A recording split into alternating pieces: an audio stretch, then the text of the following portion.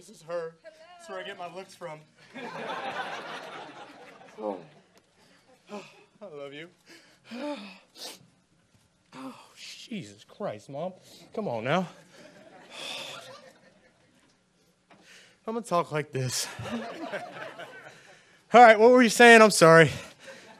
I was going to say walk through the final laps, but forget the final laps. Walk through just the emotion of this moment for you right now.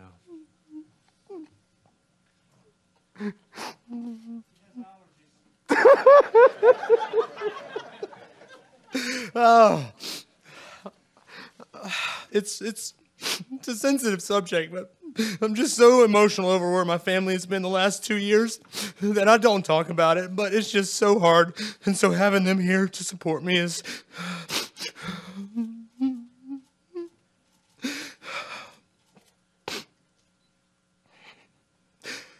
Pull it together, bud. Pull it together. You just finished second. It's awesome. I just try so hard to be successful at everything I do, and my family pushes me each and every day. And they might not even know it, but I just want to make them proud.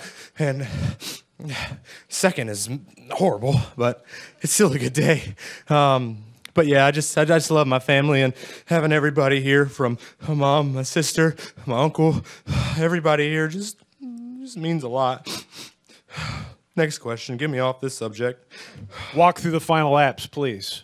Yeah, That's quite a finish. I said, "Uh-oh," for the green-white checkered. I didn't know if we'd end up. Well, we still ended up in the infield care center, but damn it. But just wild. I mean, it's Daytona, so you just gotta be relaxed for it the whole time, and just like the duels, I just found myself. Looking back, like a third perspective again, just like, man, you're so calm. You're doing great. Just kind of pumping myself up, but at the same time, just trying to stay focused on the task at hand and to not mess up. So we battled through a lot of adversity there, and just been able to run every lap. And I wish I could say bring the car home in one piece, but what a great car! What a great click and close Chevrolet Camaro ZL1. Just fast all day, fast all week, and I think there was a lot of talk in the garage of how good our car was at pushing, and I think that gave me a lot of respect out there to be able to do what I can do. So having everybody from Click and Close here, Richard Petty, that's another story I'll get to in a second, but just a great night. We're going to open the floor up for questions. If you have a question for Bubba, please raise your hand and get a wireless mic to you. We're going to start here with Holly, then go to Bob. Holly Kane, the NASCAR Wire Service. Congratulations. Thank you. I just wondered if you could talk. The King and Drew were very complimentary of you. This wasn't just an end of the race, he ended up top 5. You ran hard all day. You were up front all day. Could you talk about the effort of the entire race and really, earning this position? Yeah, no, it's thanks to the King and Brian Moffitt, Andrew Murstein for giving me this opportunity and believing in me those 4 races last year. I just went out and tried not to be a hero like the King told me right before climbing in, and I didn't try to be a hero tonight. And we're sitting here second, being able to talk to you guys about a great finish for my first Daytona 500. So the chemistry we have with the team is. It's incredible. Drew and I just hit it off. Like when I walked into the garage at Pocono last year, it was like, boom, there it is. We have it. And before we even said anything, we knew it was something there. So we're able to build off that. And he's really good at managing races and calling races. And when I mess up, like sliding through the box there, he just repeats it over and over that we're fine. Just settle in, refocus, and just go out there and do what you do, and don't do it again, obviously. But just the team we have behind us right now is so much fun, and knowing that we're a smaller budget team. We have a lot of poise and a lot of attitude, and just a lot of stuff to fight for this year. So I'm really looking forward to Atlanta. Don't know what the hell we'll have there because it's all new for us. So I know this will carry over to Atlanta and be good.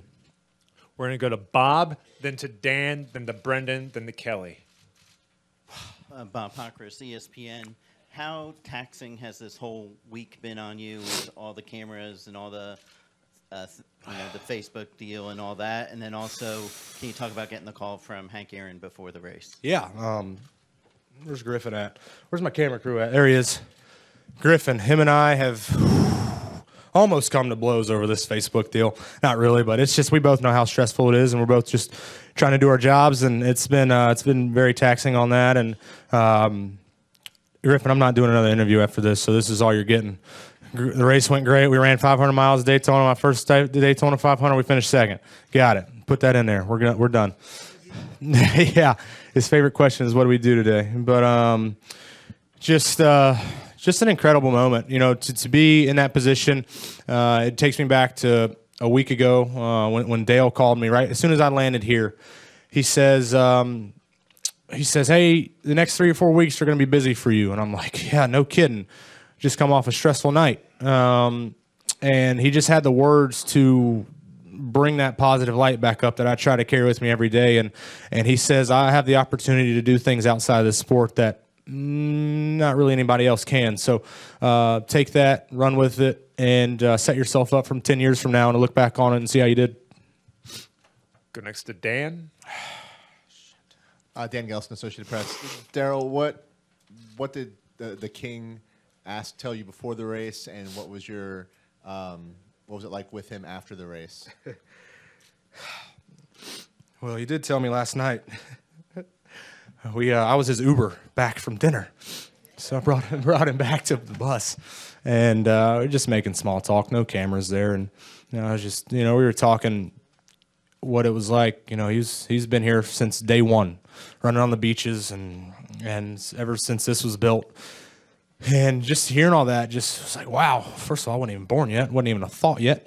My parents were just born, just kind of showing his age there, and just to hear what he had to talk about. But right as we pulled in the bus lot, he was talking, just park at your bus, I'll walk over. I'm like, no, I'll take you to your bus. We're not far. And he's like, all right, can you do a burnout? And I'm like, yeah, sure. And then all of a sudden he follows up, if you do a burnout in the race car, I'm going to beat the shit out of you. So I'm like, oh, all right. So we got that out of the way. But I think having him and then after the race, let me get to that, to where my heart's still pumping over that. I'm sitting on the cot in the infield care center, and I'm pissed off about the finish, obviously. And he walks in livid, and I'm like, yes, he's mad. Let's go do something. And he walks in, and the first thing he says, what's the first thing I told you, with a very stern attitude and look? And I'm like, And he says, I told you not to wreck the car. And I was like, I didn't do it. So we shared a good laugh, and he come in and gave me a big hug after that. He to see the smile on his face, I think you had to be there to experience that moment. All the liaisons in there were pretty nervous for me too until he cracked the joke. But just a great day to see, a great week. Seeing him after the duels, how pumped up he was, and just the same amount of emotion, if not more, right here after the race. We're going to go to Brendan, then to Kelly, then to Kenny, then upstairs to the press box. Hey, Bubba, right here. Brendan Marks, Charlotte Observer. Congrats. Thank you, man. You said that the King told you not to try and be a hero. What did you expect for yourself sort of going into the race? Could you have imagined this? And then when during the race did you realize that you really had a chance to make a push?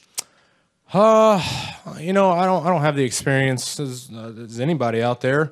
I got the rookie stripes for a reason, so making some of those moves today, I was a little bit delayed and a little bit late, and luckily kept out of harm's way. But it just all comes with time. And jumping into the Xfinity Series, I was I have the attitude and just the confidence to win every race that you enter. But we all know that's not going to happen. And so jumping in tonight, I had the same attitude, but I just knew the circumstances and how this race plays out and the moves you have to make and the defending and blocking that you have to do. And I've never done it to this level. So I was like, if we get put in that position, here we go, hang on. But, unfortunately we never did, but we come to a really close second, and I was able to push the RCR affiliate teammate there out to the win. So congrats to Austin. That was cool. Come down here to your right to Kelly. Kelly Crandall, Racer.com. Bubba, two things. You saved your race there at the end with that save in turns 1 and 2 where you threw sparks and dirt tracked it. Can you just describe going through that? And the second thing is, in the beginning of the race, you looked really antsy when you were second. You looked like you wanted to lead the race. What was going through your mind then? Yeah, I think I was just trying to learn stuff there, make those bold moves, see what happens. And try to, and if we fell back, it wasn't the end of the world, but just try to defend off the guys behind me. I think it was myself and Denny that were out front, and wasn't really trying to get by him, but I just wanted to, lead the bottom line, go back to the top line. Everything that you've watched from Brad doing, Joey doing, Ryan did it all night tonight. So I wanted to experience that for a little bit, and I got to. So my notebook was jotted down for sure. But then after the pit stops, we were just so hard on the splitter, and it looked like I was just kind of driving around, but I was playing it smart, trying to save my race car. Oh, the save. Yeah, there's a reason I skipped that. I don't want to talk about it. Woo-wee. Daytona. Let's go to Kenny. Then we're going to go upstairs to the press box, and we'll come back down. Kenny Bruce with KennyBruce.net. Darrell, you were asked about Hank earlier. You also got a tweet, I think, from Lewis Sullivan. Mm-hmm. Hamilton. I mean, Lewis Hamilton, my bad. What do those types of things mean to you? Sullivan. I mean, when you see those things. No. That was cool. My manager, Kyle, who's also my big brother over there, he walks in the bus. Guess who just followed you? And I'm like, who? He said, Lewis Hamilton. I'm like, what? Freaking out, fangirling out. That's cool. I look up to him. He does so many great things in the F1 world. So he's just a genuine badass in what he does. So that was cool. And then he sent out a tweet, and I got weak at the knees. Luckily, I was sitting down when I was replying to him. I think I was taking a golf cart ride out to an appearance, and I replied back. So really cool and really special. For Hank Aaron to also call right there before was really special. And just knowing that people are tuning in and hopefully noticing the new face and the new change that's coming to NASCAR, and they get behind it and support it. So just exciting. We're going to head upstairs to the press box. Bubba, congratulations. Denny claims that he got a flat tire at the start-finish line at the checkered flag. Do you buy that? I mean, it looks kind of like the same movie pulled on at Ryan at Martinsville, if I remember correctly, last year with that mayhem. But, if I did, or if that happened, okay, so be it. But it just seems like he got off of me a little bit and then turned back into me. I know the cars drive crazy and whatnot, and they're a handful, but it just didn't seem like that right away. But it was tough to see from that angle, anyways. So who knows? We're both pissed off at each other, but we're racers. We're competitive, and we'll go into Atlanta and be fine. I might be kicked out of the basketball league, but whatever. And golf league too. Whatever. We'll go back here to Donna Beth. Right behind you, buddy. Donna Beth Wildman, Martinez News-Gazette, Benicia Herald. I've been talking to a lot of drivers, and rookies have a bit of a reputation in general. But the drivers that have been seasoned veterans are speaking with respect of you. Clint Boyer said, you earned this ride, and you're earning the respect of the veteran drivers. How are you able to do that so quickly? I don't know. Thanks, Clint. I've always kind of tested his waters, and it's like, hey, Clint. Oh, okay. No, all right. Hey, Clint. Okay. Thanks, Clint. I don't know. I just be myself and try not to be a jackass out on the track. And just try to, from running trucks and Xfinity, it was always, hold a steady line. That's how you're going to gain respect. And I think all throughout practice and the duels, just having the right guys behind me, working with Newman a lot this weekend. I think, he was a big fan.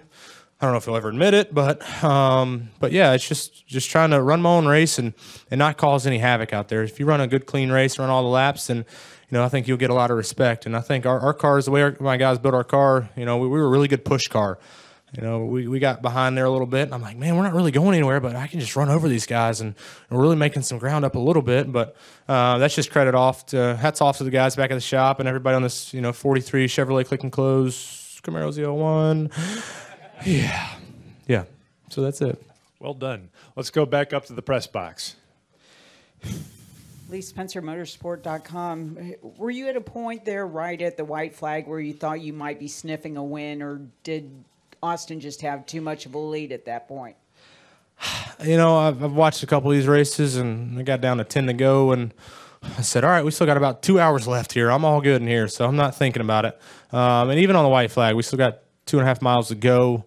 With Logano breathing down my neck, knowing that he likes to just dart out and everybody's going to go with him. So I'm just trying to keep him in my mirror. So I think I was, full of thinking about that and not really thinking about, winning the race, knowing that we still had to get through 1 and 2, 3 and 4, and, almost got caught up there on the backstretch. But, still, anyways, it's a good day. just to come home second, just come home with a finish here at Daytona.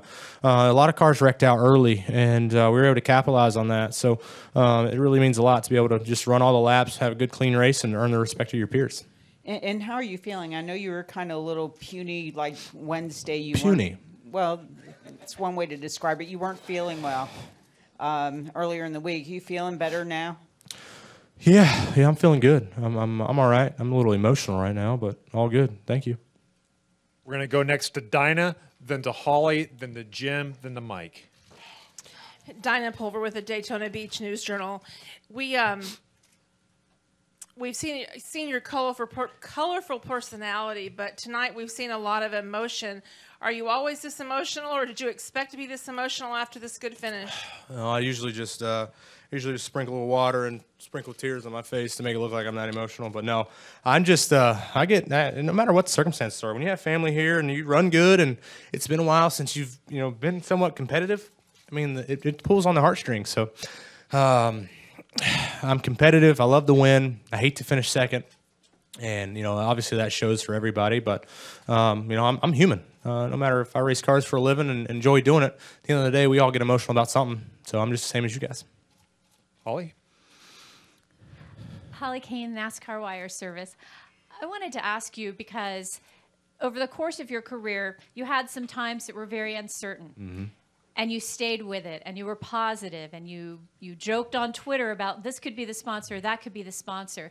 Could you just talk a little bit about how you feel and where you are today versus even 2 years ago, and the power that you felt in terms of sticking this out and staying with your dream? Yeah, no, it's just all about adversity, and looking at the stuff you've gone through. It's motivation.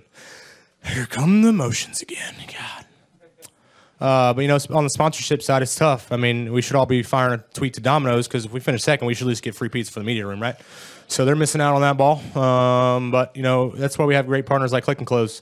They take the big step, not knowing anything about NASCAR, right? And they take the big step and believe in me and give me an opportunity that not a lot of people get. So I had to capitalize. Never quit. Go next to Jim Utter, then to Mike. Jim Utter, motorsport.com. You referenced a little bit earlier about not sure about what you would have at Atlanta. From a competitive standpoint, did you feel a little bit more confident about what was possible at Daytona because of that uncertainty, or are you just not sure what you're going to have next week? I think the exciting thing about Daytona is, unless you're just coming there just to run at the back of the pack all day and accept a finish, But everybody that shows up to Daytona has a shot. That's just that's what Daytona produces, and Talladega as well. It doesn't matter who you are, a very low budget team or a top dollar team. Everybody has a shot to win. So, that's why we always say when we go to Atlanta, that's when we really see what who's playing what cards. So, just from everything that's been going on in the offseason, switching over to Chevrolet, the alliance with RCR, they were rebuilding their stages there at the end of the year for their program. So we're heading in there like we're going to win that race. But at the same time, we also know we have a lot of things to check off the list. We're going to go to Mike, and then we're going to wrap up with Peter. Mike Neff from FrontStretch.com. Every driver thinks they should be in the Cup Series. If they don't, they probably shouldn't be driving a race car. But at this moment for you, was it when you signed your contract? Was it when you rolled in here this week? Or was it when you took the checker today that you finally have that belief in yourself that, yes, you are officially a Cup Series driver full-time? I think the Vegas test, really, we get to test again. That's nice. I think going there, it's like, okay, we're able to do all these things, 2-day test here, get familiar with the cars, and get to experience these cars and how fast they are. We're faster at Vegas than we are here. It's incredible. And just getting to experience that, and then coming down here just kind of put the icing on the cake, being on this side of the garage, knowing my haulers over here, and getting to see how the fans interact with the windows, which I think is great. Not just walking through and, hey, what's up, waving everybody at the top because I'm going to cheer on, ex-teammates or whatever they are. It's my garage, it's all my guys. It's our team, and I think that's special. So I'm enjoying it all. Just taking it day by day. Peter? Hey, Bubba. Peter Karasotis, New York Times. Exactly what did Hank Aaron say to you, and how surprised were you to hear from him? Yeah, he just said, "Hey, good luck, and just have a good race today," and that was it. He knew that we were pressed for time, and it was 5 seconds, and that's all he said, and that was really cool. And so when Merstein come up to me and say, "Hey, Hank Aaron's on the line," I'm like, "What? That's awesome!" So I was pretty excited about that. Drew, what up, dog? How about that? Oh, thank you. Appreciate it. Good job, brother. Yeah, absolutely. Okay. Well, Bubba, congratulations on the finish today. Good luck next week in Atlanta, and good luck for the remainder of the Thank you, guys. Appreciate it.